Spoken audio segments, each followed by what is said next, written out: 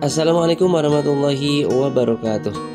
Baik Bapak Ibu sekalian, selamat berjumpa kembali dengan saya di Jajang Channel. Pada kesempatan video kali ini Bapak Ibu sekalian, saya akan bahas tentang skema alokasi dana BOS di tahun 2022. Sebagaimana yang Direktorat KSK Madrasah sebagai Kementerian Agama menyampaikan bahwa memang untuk tahun 2022 ya, tahun anggaran 2022,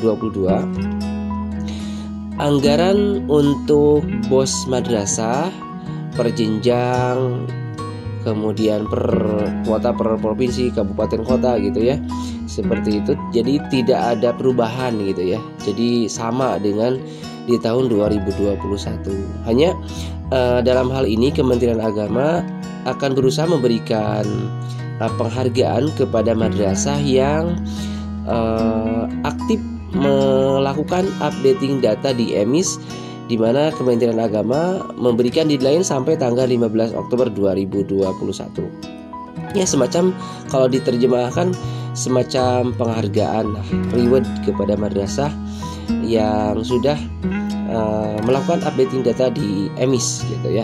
Jadi Bapak Ibu sekalian, saya ingatkan buat Bapak Ibu sekalian yang mengelola data di EMIS untuk dilakukan sebaik mungkin ya, karena hal ini berhubungan dengan pengalokasian dana BOS di tahun 2022 ya. Jadi Kementerian Agama akan menyampaikan mungkin penghargaannya atau rewardnya bisa saja misalkan data atau alokasi dana BOS-nya akan sesuai dengan real data siswa kita begitu ya. Meskipun memang secara nasional kuota atau anggaran dana BOS madrasah itu memang kurang 1,2 juta siswa begitu. Baik, supaya lebih jelas Bapak Ibu sekalian, kita dengarkan paparan dari Kementerian Agama melalui Direktorat KSK Madrasah berikut ini.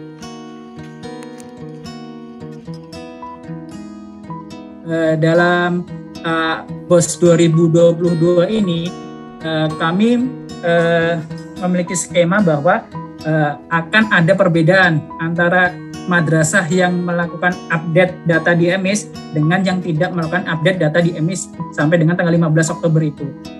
Untuk perbedaannya itu menjadi dasar dalam pengalokasian BOS di 2022 itu.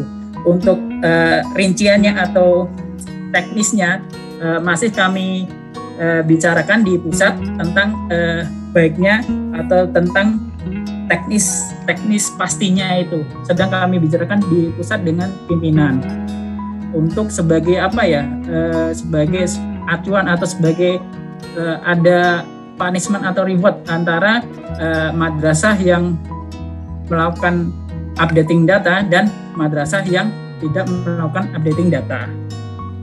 Kami informasikan juga bahwa kalau tidak salah untuk pagu anggaran BOS ini secara nasional per jenjang dan per provinsi tidak akan mengalami perubahan.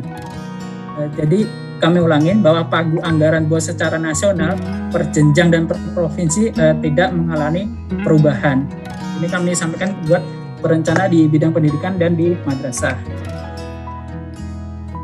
Baik, untuk poin selanjutnya mungkin apabila terkait ada kendala di EMIS atau waktu melakukan updating ada terkendala di EMIS, maka bisa langsung saja untuk mencoba, kalau belum ada jalan keluar bisa menghubungi live agent supaya dapat segera disampaikan atau diproses ke bagian EMIS supaya lebih cepat atau bisa teratasi dari permasalahan itu.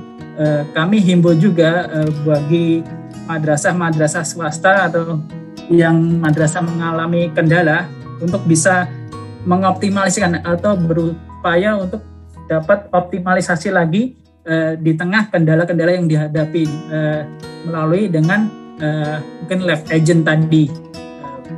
Baik, mungkin itu saja Mbak Fia yang bisa saya sampaikan. Wassalamualaikum warahmatullahi wabarakatuh.